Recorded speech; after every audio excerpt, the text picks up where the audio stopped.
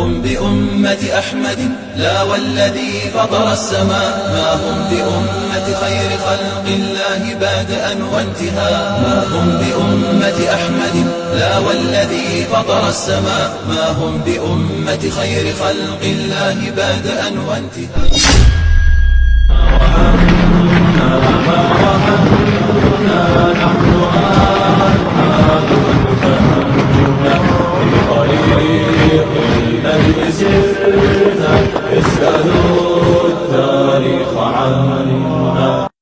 There are things in our history that you probably never imagined. Switzerland, for example. You know where Switzerland is, right? That beautiful little country where my grandfathers come from, in the mountains between Italy and Germany. Switzerland.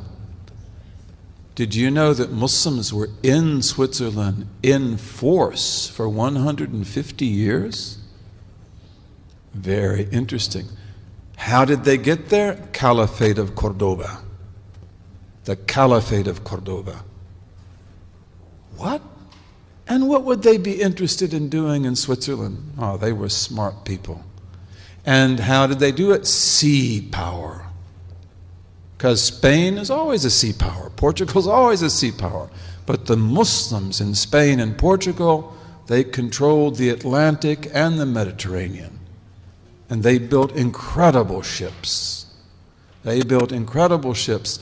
And why did they build such incredible ships? There were also ships of war. Vikings.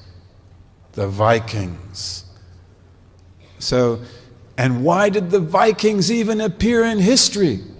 Muslim Spain and Portugal.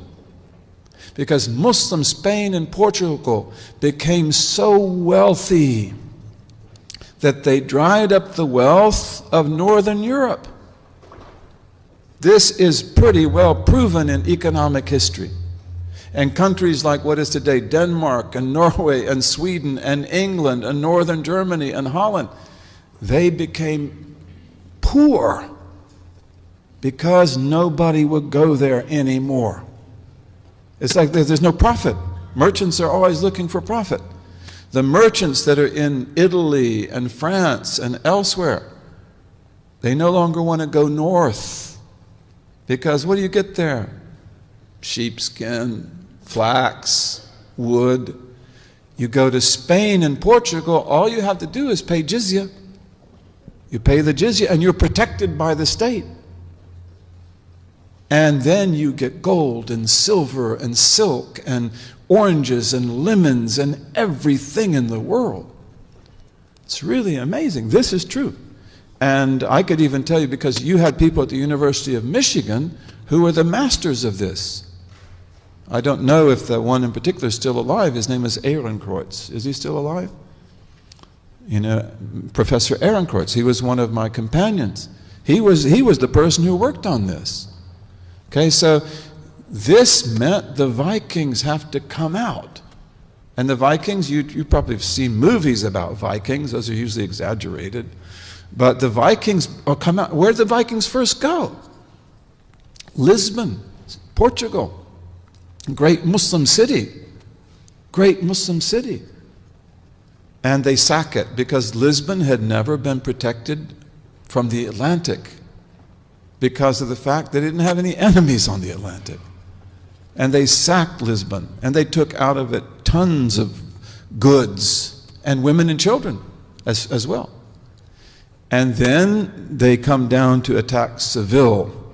These are all Muslim cities, Muslim ports. And the caliph at that time, his name was Abdurrahman III. He said, he was building the Mosque of Cordoba. And he said, I won't put a brick on another brick until we get rid of these fire worshippers. He called them fire worshippers. He also called them Normans, Northmen, Nurman. They called them Northmans. They called themselves Northmen as well.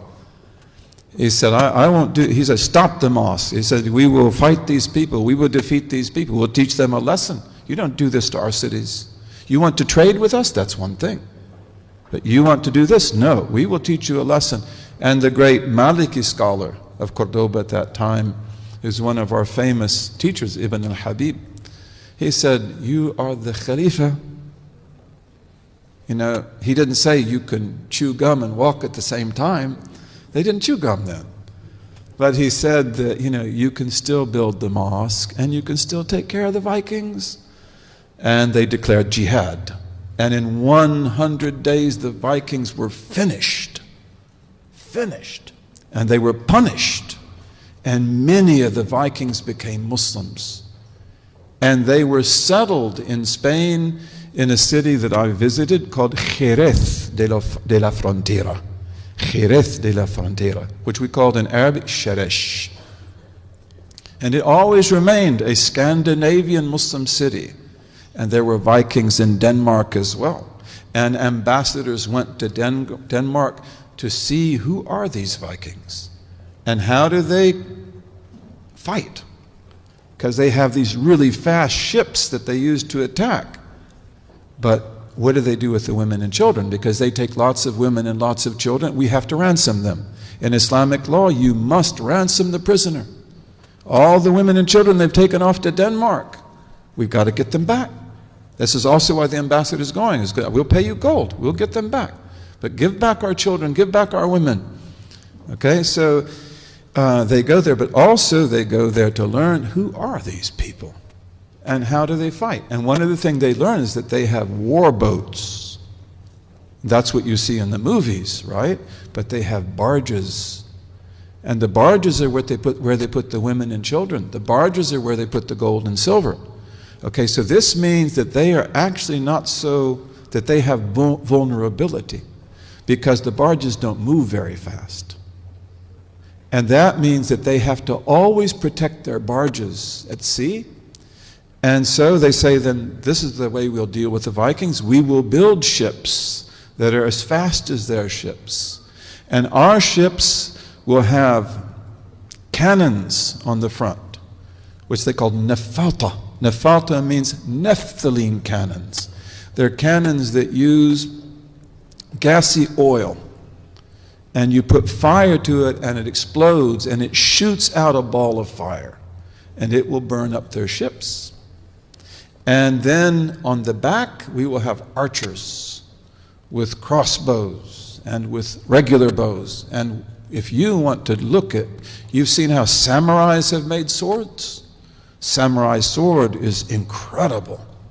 We made swords that would have competed with that. We made arrows. We were really good at what we did. So they say, we'll have our archers and they will have so many arrows that they can fight for a whole week without stopping. And then we'll have boarding areas because we're going to conquer the Vikings at sea. We're not going to just drive them off. And then peace was made with the Vikings for about 16 years. The old king died. Many Vikings became Muslims during that time. The old king died. The new king said, the old king made the treaty. I didn't make the treaty. I don't agree. And so he came back, you know, to maybe attack Lisbon and Seville or other cities. There are lots of cities in Spain and Portugal. But also they said set up towers along the whole coast. And you can go there. I'd love to take you there. The whole Portuguese coast still has those towers. And the Spanish coast also has a lot of those towers. But they were really needed in the Portuguese coast. And these towers are so close to each other that they can send smoke signals, light signals, mirror signals. And they have a whole code to communicate. And then any time a Viking ship appears, you send the signals out, whether it is day or night, and we go out and get them on the sea. You've got to fight them on the sea. You cannot let them attack you on land. And so the Vikings come back.